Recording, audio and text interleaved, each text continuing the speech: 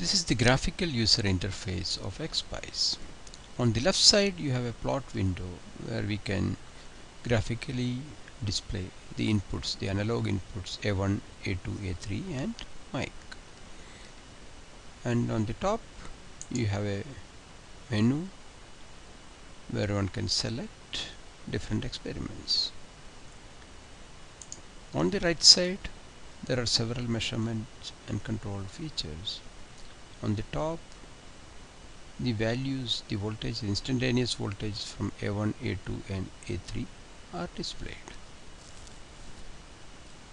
and the resistance connected from the input sensor inputs to ground also is displayed here.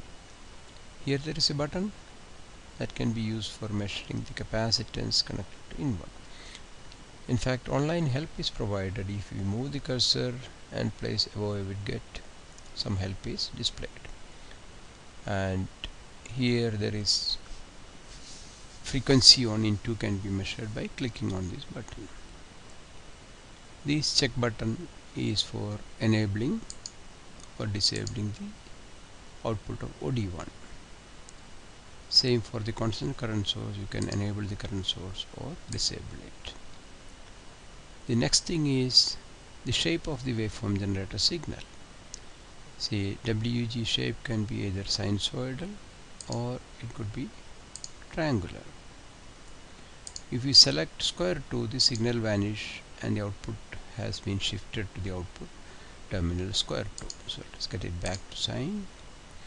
And the amplitude can be set either to 3 volts or 1 volt or even to 80 millivolts. Let's get it back to 3 volts. And below that you can see that the waveform generator frequency you can control either using a slider or by entering the value of the frequency. Suppose say let us set it to 500 Hertz. And same with the square wave, you can either change the square wave frequency using the slider or use this text entry field. You enter the value followed by the enter key. And the programmable voltage sources can be changed in the same manner using a slider or the text field. So PV2 is the second programmable voltage. You can see all these places the bubble help is provided. You just keep the cursor here and the online help is available. And here you select the channel to be displayed. Like now the A1 is enabled and you can see the trace here. Say I can disable A1 and get it back. Now let's enable A2.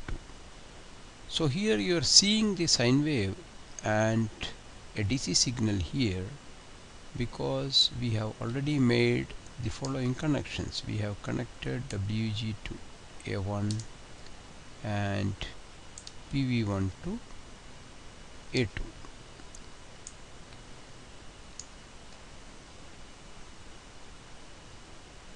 Now A3 and the microphone are the other two channels. You can also enable or disable them. And here you see another check button. Enabling that will display the peak voltage and the frequency. The peak voltage is calculated assuming that it is a sine wave. The time-based slider is used for controlling the x-axis, the time axis. Now you can see it's a full scale 10 milliseconds. So we can change it to say 5 milliseconds or 2 milliseconds. That means starting from 0.5 millisecond full scale to you can go to 500 millisecond full scale. So you normally select this depending upon the input frequency. Like you want to see maybe 3 or 4 waveforms. Say this 500 Hertz, if I change it to say 4000 Hertz, then I need to change the time base a little bit. So that is how you choose the time base. And the oscilloscope also provides different modes, like you can have a XY mode or XDY mode, but generally you select the normal mode where x-axis shows the time and y-axis shows the voltages.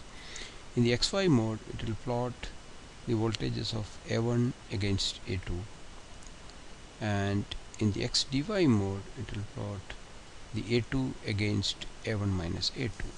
These were normally used for plotting Lissajous figures or things like that.